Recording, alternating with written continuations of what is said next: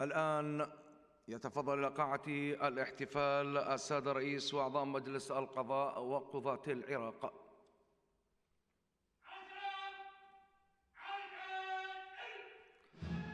على بركة الله باشر قضاة العراق وعلى أنغام الجوق الموسيقي لآمرية المراسيم العسكرية بالدخول إلى قاعة احتفالهم بيومهم الأغر.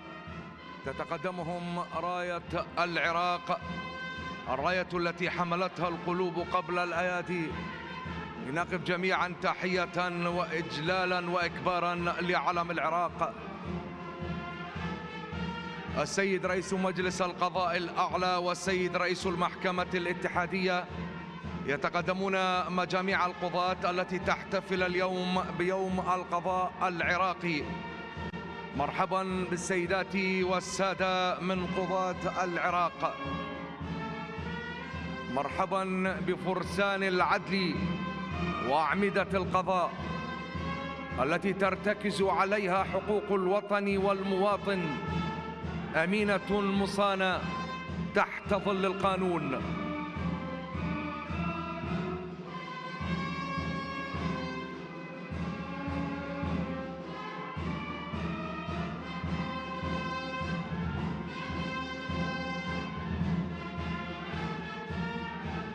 للمعالي يرتقي من يحمل الحق رسالة ويؤدي دوره من أجل تحقيق العدالة.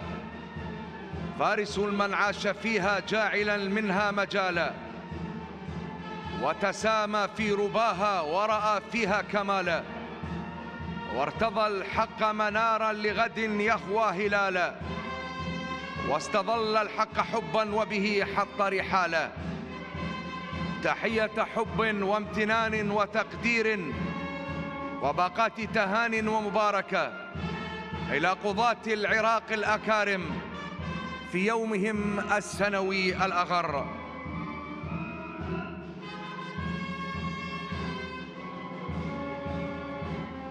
السيدات القاضيات العراقيات الواقفات بكل شجاعة إلى جنب أخوتهن من قضاة العراق، تحية لقاضيات العراق، تحية لقضاة العراق في يوم القضاء العراقي. هذا اليوم الذي استكملت فيه مسيرة استقلال القضاء بشكل كامل بصدور قانون مجلس القضاء الأعلى رقم 45 لسنة 2017 النافذ في 23 من كانون الثاني من عام 2017، ليكون هذا اليوم علامة فارقة في مسيرة القضاء العراقي وعيدا لرجاله الأصلاء. في القلب نحمل للغالين تهنئة تنثر شذاها عيون العيد في وطني. ما زال قضاة العراق من رؤساء محاكم الاستئناف وأعضاء الادعاء العام ومجاميع القضاة العاملين في رحاب العدل والقانون يتوافدون بالدخول إلى قاعة الاحتفال لنبدأ بتواجدهم فعاليات عيدهم الجميل ويومهم العزيز. إنهم قضاتنا الأعزاء الذي يقول فيهم شعرا القاضي الشاعر موسى صالح القفاجي في قصيدته ملحمة العدل: نحن شعب إذا قلنا تنبه جميع أهل الأرض فينا بإصغائه، ملاحم للعدل تجسدت في موطني، سلوا التاريخ عن ذاك والجوزاء. أقضى الصحابة في بلاد عليا، زكاه خير الخلق في العلياء، بحر العدالة منا روافده، فإذا انقطعنا عاد في رمضاء. لواء العدل في العراق شامخ يطاول رفعة أعنان السماء. ميزان العدالة قاضينا يسكنه، كفاه تناظرتا عنده بسواء. فإذا ارتفعت إحداهما دون أخرى كأنما أصيب قاضيها بدهاء. المظلوم فينا منتصف لظلمه، سلوا الحسين عن ذاك بكربلاء. خذيني يا سيوف ومزقي ثغري، فدين أحمد أروه بدمائي.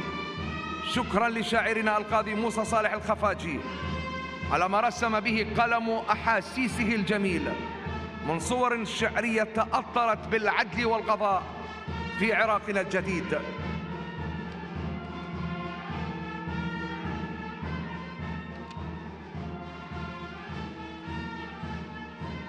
القاعة تزداد ألقا وضياء بحضور المحتفلين والمهنئين فيها من ضيوف العراق الأحبة وضيوف مجلس القضاء الأعلى الأعزاء، والذين قدموا اليوم ليقدموا التهاني القلبية الجميلة إلى قضاة العراق.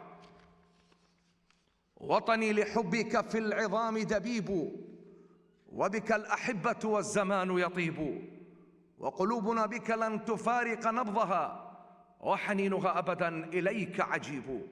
إليك يا وطني الحبيب ولنا جميعا يعزف بيننا الآن السلام الجمهوري.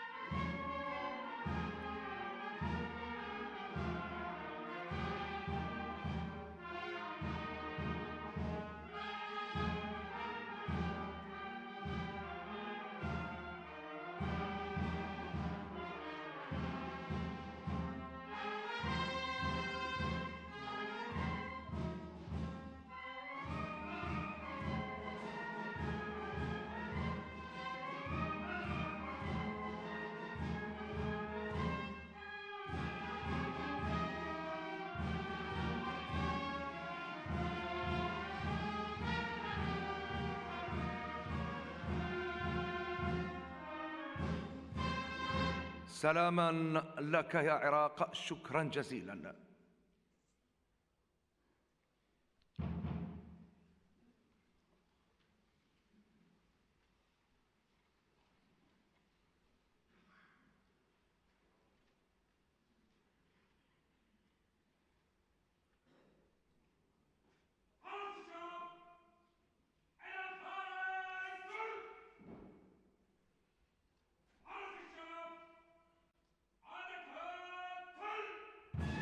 شكرا لأميرية المراسيم العسكرية في وزارة الدفاع، حرس الشرف العراقي والجوق الموسيقي على مشاركتهم الجميلة في هذا الاحتفال البهيج.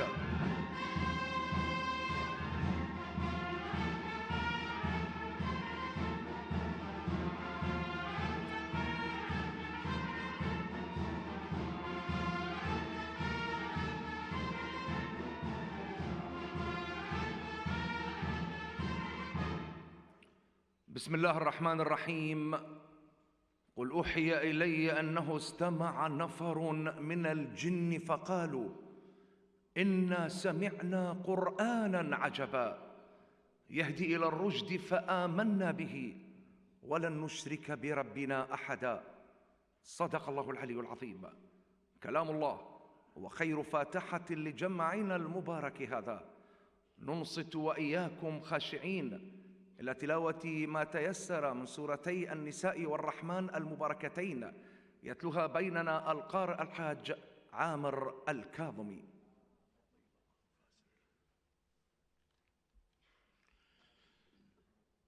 أدم الصلاة على النبي محمد.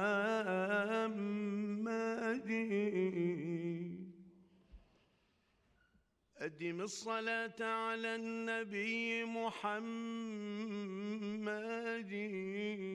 فقبولها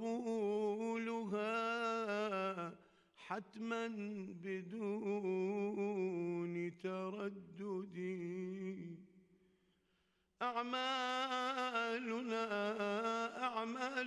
بين القبول وردها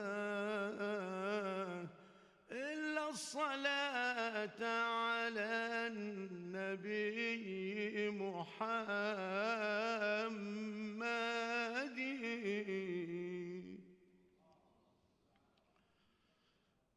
أعوذ بالله من الشيطان الرجيم. بسم الله الرحمن الرحيم.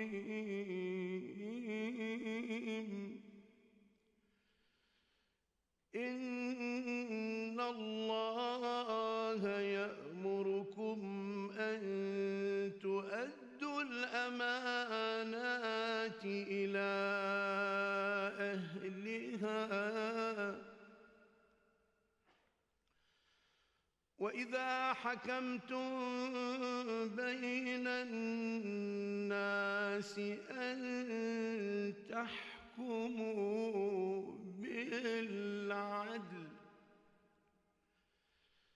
إن الله نعما يعظكم به. إن الله كان سميعا بصيرا. يا أيها الذين آمنوا أطيعوا الله وأطيعوا الرسول.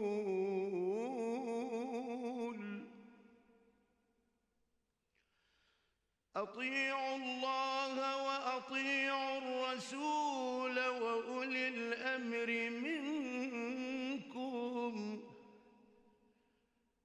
فإن تنازعتم في شيء فردوه إلى الله والرسول.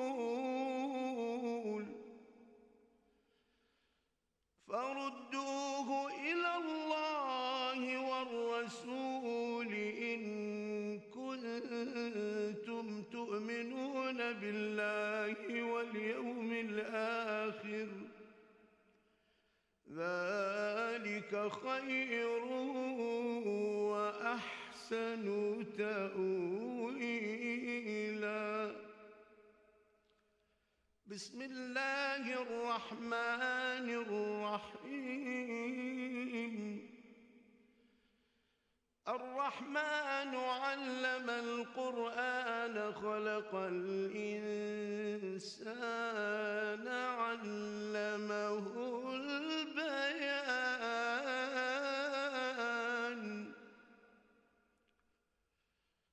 الشمس والقمر بحسبان والنجم والشجر يسجدان والسماء رفعها ووضع الميزان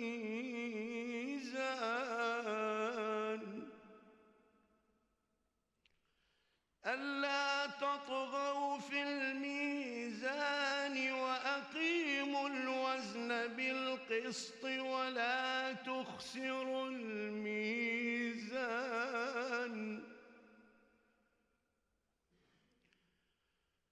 والأرض وضعها للأنام فيها فاكهة والنخل ذات الأكمام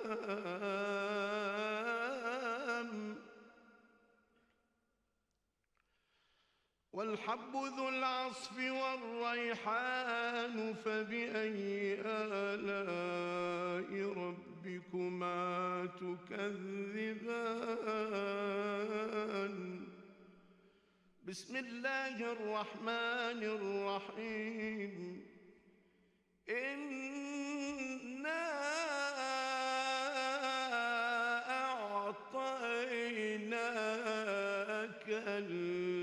الكوثر فصل لربك وانحر إن شانئك هو الأبتر.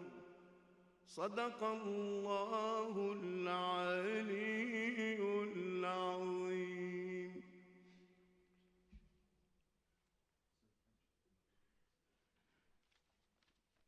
جزا الله قارئنا خير الجزاء وأثابكم جميعا عن حسن الإنصات والإصغاء، إنه سميع مجيب. ما غابوا عن العيون قط وما رحلوا عن البال أبدا، بل ما زالت صور بطولاتهم معلقة على جدران ذاكرة التاريخ، وما زالت الصور ذكرياتهم الجميلة ومواقفهم الوطنية والإنسانية النبيلة تمر من أمام أعيننا في كل لحظة وحين. إنهم شهداء العراق الأبرار، ونستذكر منهم في يوم القضاء العراقي شهداء القضاء الميامين. فقد شيع مجلس القضاء الأعلى في مواكب الشهادة إلى جنان الخلد أكثر من 250 شهيداً بين قاض وموظف وحارس في دوائر القضاء، وإجلالاً وإكباراً وتقديراً وامتنانا لدماء وتضحيات هؤلاء الشهداء الأبرار. لنقف جميعاً الآن حيث يتفضل السيد رئيس مجلس القضاء الأعلى ليضع أكليلاً من الزهور على نصب تذكاري يخلد شهداء القضاء في قاعة الاحتفال.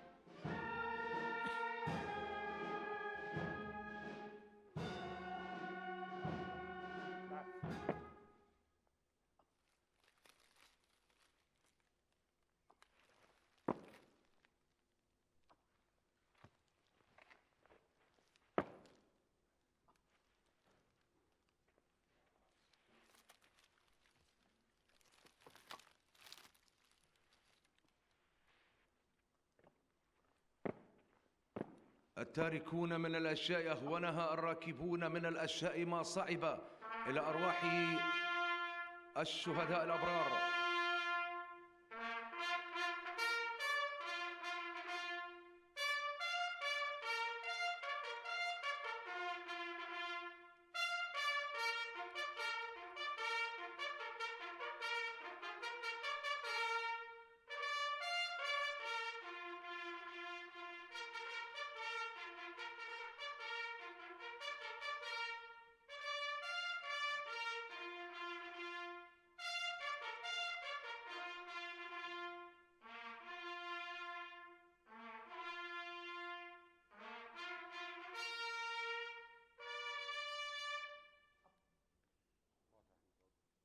إلى أرواح شهدائنا الأبرار نقرأ الآن سورة الفاتحة المباركة.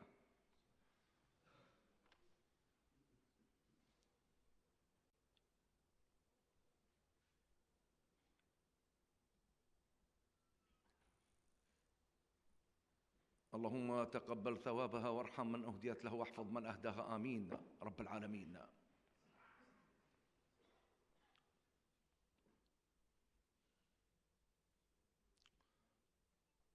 شكرا جزيلا. ضيوف العراق الأحبة، معالي وزير العدل في جمهورية لبنان الشقيقة السيد القاضي هنري خوري، السيد رئيس مجلس القضاء الأعلى في لبنان معالي القاضي سهيل عبود، الأمين العام المساعد لجامعة الدول العربية رئيس المركز العربي للبحوث القانونية والقضائية سعادة السفير عبد الرحمن الصلح، السيد رئيس بعثة الأمم بعثة الاتحاد الأوروبي، أصحاب السعادة السيدات وسادة سفراء الدول الشقيقة والصديقة، مرحبا بضيوف مجلس القضاء الأعلى، السادة رئيس وأعضاء المحكمة الاتحادية السابقون، معالي وزير العدل في العراق القاضي سرار عبد الستار، السيد رئيس مجلس القضاء الأعلى في أقليم كردستان والوفد المرافق له، السيد رئيس مجلس الدولة، السيد رئيس مفوضية الانتخابات، السادة رؤساء الادعاء العام السابقون، السيد نقيب الصحفيين العراقيين ورئيس المكتب التنفيذي لاتحاد الصحفيين العرب السيد مؤيد اللامي، السيد نقيب المحامين العراقيين المحامي ضياء السعدي، السيد رئيس اتحاد الحقوقيين في العراق محمد نعمان الداودي، السادة عمداء كليات القانون في العراق، السيدات والسادة قضاة العراق بمختلف عناوينهم ومناصبهم، الحضور جميعا، سلام من الله عليكم ورحمة منه وبركاته، وأهلا ومرحبا بكم، ونحن نلتقي على الخير والمحبة والوفاء، وعلى ديم بقعة طيبة من أرض عراقنا المعطاء، ما برحت تنبض حبا مع كل إشراقة شمس وبزوغ قمر، ومع كل أغنية طير وموجة نهر. نلتقي في رحاب عاصمة المحبة والسلام والإبداع والثقافة، نديمة الكرخ وحبيبة الرصافة، إنها العاصمة الحبيبة بغداد، التي قال عنها الشاعر العربي الكبير نزار قباني: بغداد يا هزج الخلاخل والحلي، يا مخزن الأضواء والأطياب، لا تظلمي وتر الربابة في يدي، فالشوق أكبر من يدي وربابي. مرحبا بضيوف بغداد الأعزاء، مرحبا بكم أيها العراقيون الأوفياء، وبحضوركم الذي تشرف به مجلس القضاء الأعلى، وهو يقيم بينكم ومعكم وبرعاية وحضور السيد رئيس مجلس القضاء الأعلى، يقيم حفله المركزي لإحياء يوم القضاء العراقي في ذكراه الخامسة. هذا اليوم الذي أعيد فيه مجلس القضاء العراقي بقانون صادر من مجلس النواب، ليقرر بعدها مجلس القضاء الأعلى بجلسته السادسة عشرة التي عقدها في نهاية تشرين الثاني من عام 2017، ليكون هذا اليوم يوما للقضاء العراقي وعيدا سنويا يحتفى به. نحن القضاة لنا درب نسير بها، هيهات يوما بغير الحق نحميها. نحن القضاة ونحمي الحق من قدم، شعارنا العدل وذا الميزان يرويها. كل عام والقضاء العراقي وقضاتنا الكرام بألف خير وأمن وسلام.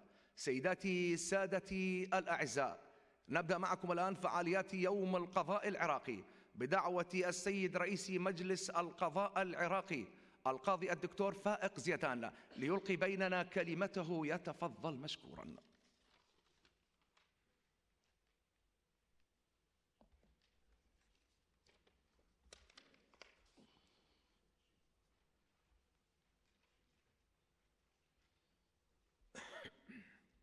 بسم الله الرحمن الرحيم. السيدات السادة الحضور، مع حفظ الألقاب والمناصب، السلام عليكم ورحمة الله وبركاته. نلتقي اليوم في هذا الجمع المبارك لنحتفل وإياكم بالذكرى السنوية الخامسة ليوم القضاء العراقي، الذي يصادف في 23 من الشهر الأول من كل عام، اليوم الذي استكملت فيه مسيرة استقلال القضاء التي بدأت بعد تغيير النظام السياسي سنة 2003 إلى حين صدور قانون مجلس القضاء الأعلى رقم 45 لسنة 2017. الحضور الكريم، القضاء هو مقياس الخير في الأمم، وهو معيار العظمة فيها، وهو رأس مفاخر كل أمة حية وراشدة.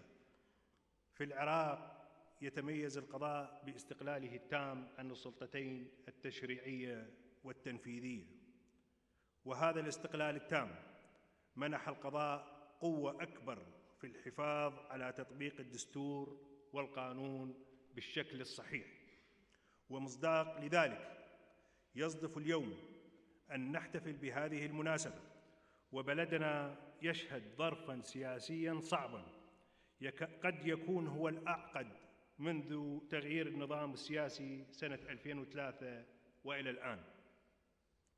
وعين المراقب المنصف الموضوعي ترى بوضوح الدور المحوري والإيجابي للقضاء في إيجاد المخارج الدستورية والقانونية لهذا المشهد السياسي المعقد، فقد كان للقضاء أداءً متميزاً في إنجاح انتخابات مجلس النواب الأخيرة، متمثلاً بجهود السادة القضاة في المفوضية العليا المستقلة للانتخابات وفي الهيئة القضائية المختصة بنظر الطعون على نتائج الانتخابات، وختامها المحكمة الاتحادية ودورها في حسم الخلاف الدستوري وصولاً إلى استكمال الاستحقاقات الدستورية بتشكيل السلطتين التشريعية والتنفيذية.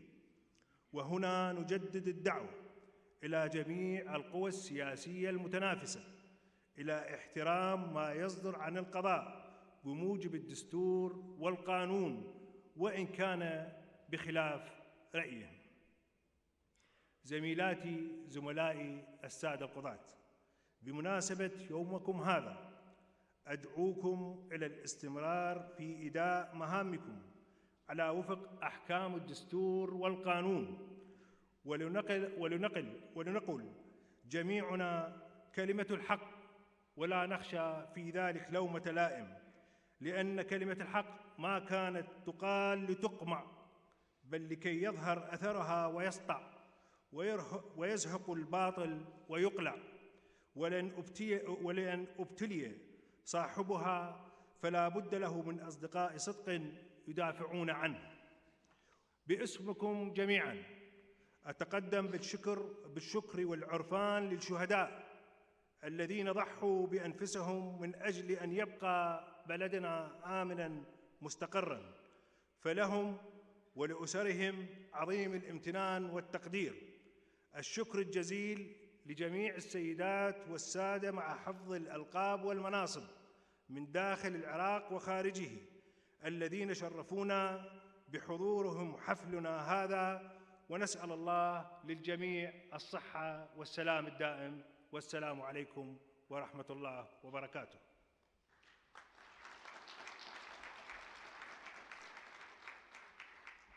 شكراً للسيد رئيس مجلس القضاء الأعلى، شكراً جزيلاً. يتفضل الآن الأمين العام المساعد لجامعة الدول العربية رئيس المركز العربي للبحوث القضائية والقانونية سعادة سفير عبد الرحمن الصلح ليلقي بيننا كلمته، يتفضل مشكوراً.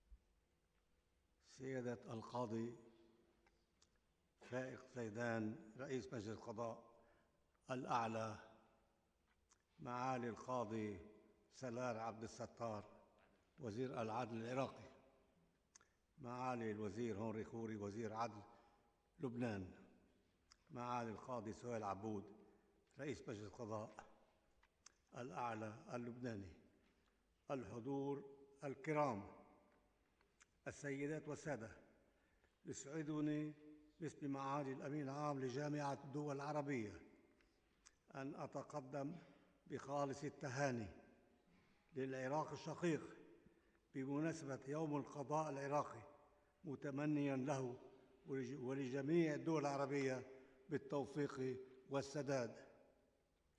إن المركز العربي للبحوث القانونية هو الأمانة العلمية لمجلس وزراء العدل العرب، ويعمل تحت مظلته ويرتبط به إدارياً ومالياً، وله برنامج عمل سنوي مستقل يتم إعداده من خلال مجلس إدارته.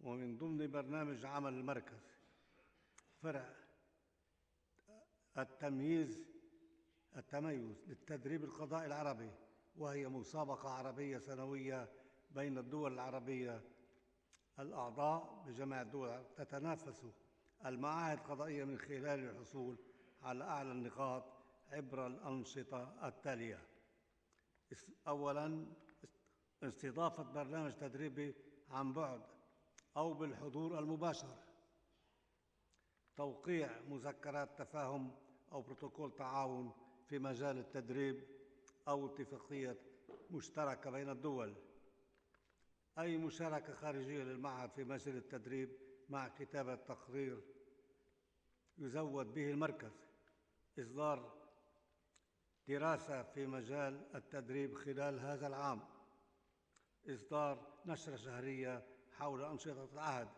مشاركة المعاهد القضائية العربية مع المركز بإصدار دراسة حسب نموذج إصدارات المركز العربي. وهنا لابد أن أتقدم بالامتنان والتقدير لمجلس القضاء الأعلى العراقي الذي ذكرني بمقولة مصر تكتب ولبنان يطبع والعراق يقرأ، حيث بلغ مشاركة العراق هذا العام ب19 دراسة علمية سوف تصدر عن المركز العربي هذا العام باسم الباحثين المشاركين.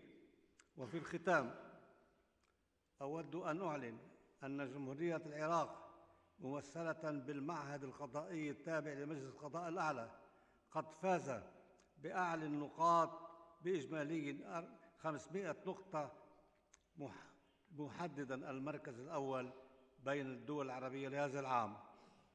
وأخيرا فليتفضل مدير معهد القضاء الأستاذ فاتن محسن لاستلام الدرع. ايه يلا وين خلص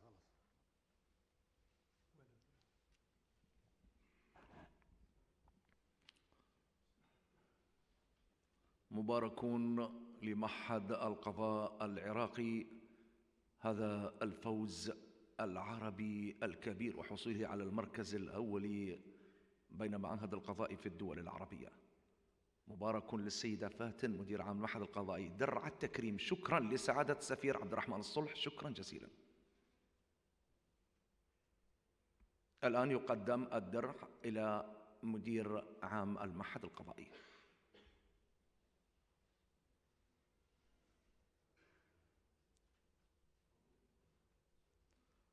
أسمع تصفيقا حارا إلى معهد القضاء العراقي وهذا الفوز الجميل بالمركز الأول من بين معهد القضاء بجامعة الدول العربية.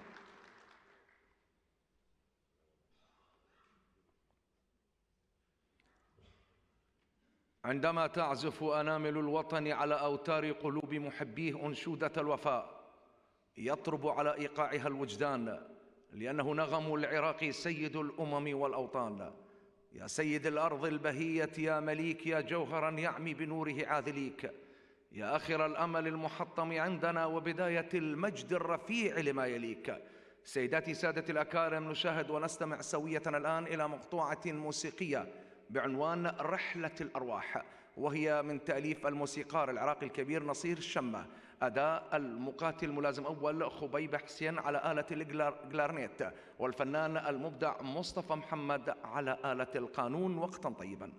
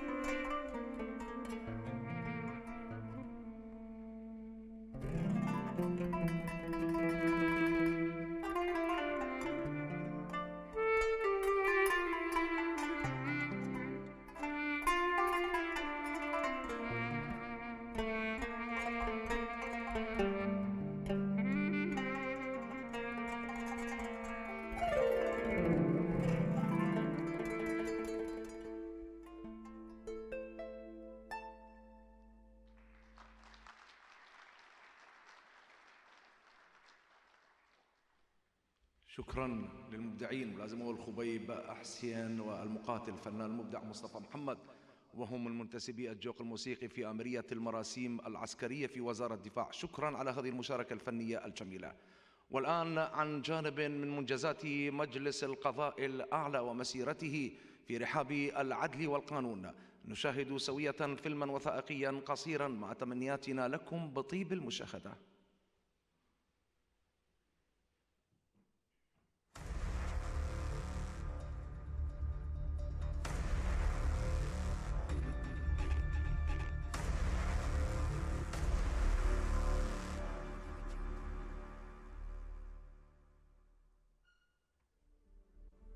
هذه البوابة التاريخية التي تمتد جذورها إلى 4500 سنة قبل الميلاد جنوب العراق، انطلقت قصة القضاء عبر التاريخ ومدت العالم بنور العدالة. بوابة دبلال ماخ، وتسمى بمعبد العدالة أو اللوح المعلق العظيم، في إشارة إلى قانون الملك أورنمو المعلق على هذه البوابة، ليؤسس أول محكمة في تاريخ البشرية ألهمت العصور والأمم. ويعد قانون أورنمو أقدم قانون شرع في تاريخ البشرية، ويتألف من 32 مادة قانونية مهد الطريق بعد 3 قرون لقانون حمورابي وتشريعاته التي حوتها مسلته الشهيرة، والتي تعد أهم التحف التاريخية في بلاد الرافدين لما تحمله من مكانة ثقافية وحضارية كبيرة، كونها أول وثيقة قانونية مكتوبة في مسار الحضارة البشرية، حيث ضمت أول تشريع وضعي إنساني مكتوب ينظم شؤون الحياة.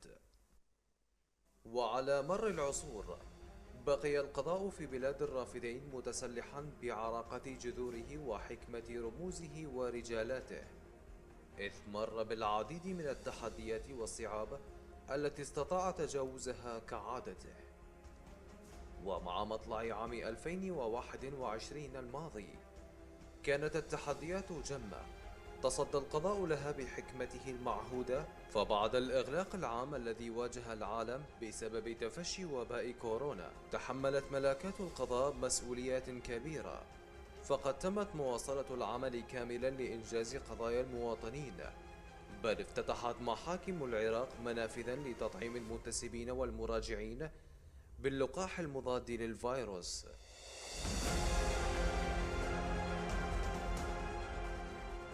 وفي شباط العام الماضي أبرم العراق حزمة من المذكرات والاتفاقيات القضائية مع جمهورية إيران الإسلامية بعد زيارة رفيعة المستوى لرئيس السلطة القضائية الإيرانية التي جاءت تلبية لدعوى مجلس القضاء الأعلى. وشهد العام الماضي ولادة تشكيلة جديدة للمحكمة الاتحادية العليا التي تمثل القضاء الدستوري في العراق بعد إحالة التشكيل السابق على التقاعد وفق القانون، حيث تم تكريم السادة قضاة المحكمة السابقين لما قدموه خلال سنوات عملهم في المحكمة. كانت النشأة الحقيقية للقضاء الدستوري في العراق عندما نص قانون إدارة الدولة عام 2004 على تشكيل المحكمة الاتحادية العليا، وإن كانت الدساتير السابقة قد نصت عليها إلا أنها لم تباشر أعمالها، ومن ثم صدور قانونها رقم 30 لسنة 2005، ومن ثم النص عليها في دستور عام 2005. مارست المحكمة اختصاصاتها لغاية الشهر الأول من عام 2020، حيث تعطلت أعمالها بسبب اختلال نصاب تشكيلتها، إلى أن صدر القانون رقم 25 في 18/3/2021 بموجبه أحيل السادة رئيس وأعضاء المحكمة إلى التقاعد لبلوغهم السن القانونية، واجتمع السيد رئيس مجلس القضاء الأعلى ورئيس المحكمة السابق ورئيس الادعاء العام ورئيس هيئة الإشراف القضائي وفقا للآلية المنصوص عليها في المادة 3 من القانون، وتم تشكيل الهيئة الجديدة من قضاة المحاكم المختلفة في العراق. وباشرت الهيئة أعمالها في شهر نيسان من ذات العام، وأصدرت 270 حكما في مختلف اختصاصاتها المنصوص عليها في الدستور وفي قانونها وفي القوانين الخاصة الأخرى. كما شهد العام الماضي إطلاق القضاء البوابة الإلكترونية، إحدى أهم المنجزات التي تهدف لتقليص الإجراءات الروتينية وتسهيل إنجاز المعاملات عن بعد. كما نظم مجلس القضاء الأعلى العشرات من الورش والدورات التدريبية للقضاة والمنتسبين في معاهده المتخصصة، وبهدف توضيح الدور الدستوري والقانوني للقضاء تم تنظيم العديد من الورش والحلقات النقاشية مع الإعلام في بغداد والمحافظات، وإجراء نقاشات مهمة في سبيل زيادة الوعي القانوني وتقريب الجمهور من القضاء. ولم يخلو العام الماضي من افتتاح وتشييد محاكم جديدة، فقد افتتح مجلس القضاء الأعلى مباني لمحاكم أحوال شخصية وجنح ومحكمة للجنايات في الرصافة ومحكمة الأحوال الشخصية في الكاظمية ودارا للقضاء في أبو غريب في جانب الكرخ، وأنشأ دورا قضائية في هبهب وجلولاء وهيت، وافتتح مركزا لتقديم الخدمات الطبية وفحص الدم في استئناف ميسان. وفي صعيد البناء فإن مجلس القضاء الأعلى قد استحدث عدة محاكم ودور قضاء في استئناف الكرخ وفي استئناف الرصافة وفي استئناف البصرة من أجل تيسير إجراءات التقاضي، وهذا الإنجاز يضمن للمواطن أن يحصل على حقوقه بأقل وقت وجهد وتكلفة. وتصدى القضاء لأهم الملفات الخطيرة التي واجهت البلاد إذ أصدر المئات من الأحكام العقابية ضد المدانين بالإرهاب والفساد الإداري والمخدرات وما يسمى بعصابات الموت، التي مارست العديد من جرائم الاغتيال في الفترة الماضية، وهو عهد أخذه القضاء على نفسه لاسترداد حقوق المظلومين والبقاء إلى جانبهم.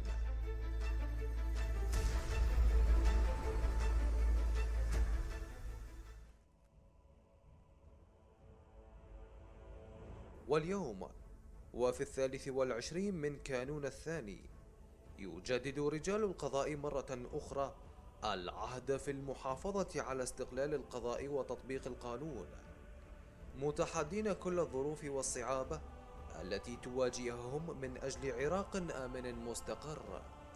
فكل عام والقضاء ناصر الحق وسندان العدالة.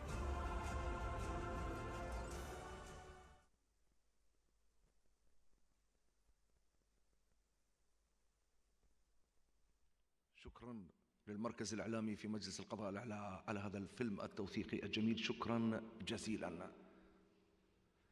في ختام هذه الاحتفالية الجميلة وباسم مجلس القضاء الأعلى متمثلا بسيد رئيس مجلس القضاء الأعلى القاضي الدكتور فائق زيدان، نتقدم إلى السيدات والسادة الضيوف والمهنئين الأكارم بجزيل الشكر والتقدير على حضورهم وإحيائهم لفعالية يوم القضاء العراقي. على طريق الخير والمحبة والسلام نلتقي دائما إن شاء الله في عراق الخير والمحبة والسلام.